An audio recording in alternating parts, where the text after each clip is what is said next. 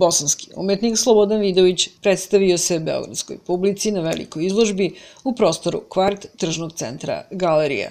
Izložba Agonija mogućih svetova označava simboličko traganje za mogućnostima koje se nisu desile, za svim prilikama, prostorima i načinima kroz koje su napušteni mehanizmi mogli da žive.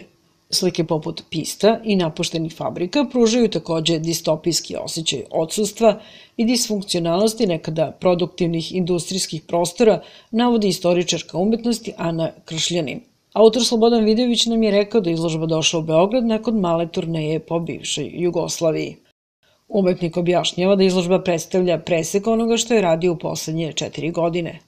To je neka sublimacija, u stvari, nekih ličnih doživljaja još iz djetinjstva, iz mladosti, pomiješana sa nekim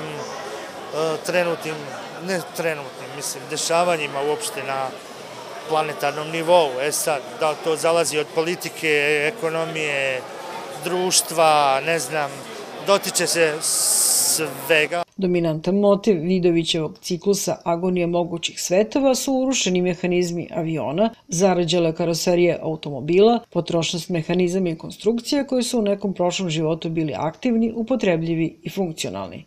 Dosta kompleksno.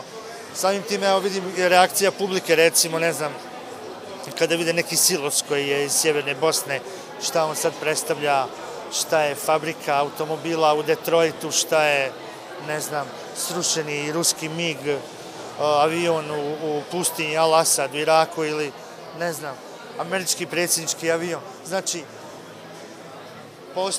postoji neka veza. Vidović, koji se školovao u Banja Luci, dobitnik je aprilske nagrade tog grada za mlade 2005. godine i prve nagrade studenta Bosne i Hercegovine u Sarajevu 2000. godine. Učesnik je više izložbi i rezidencijalnih projekata u zemlji i inostranstvu.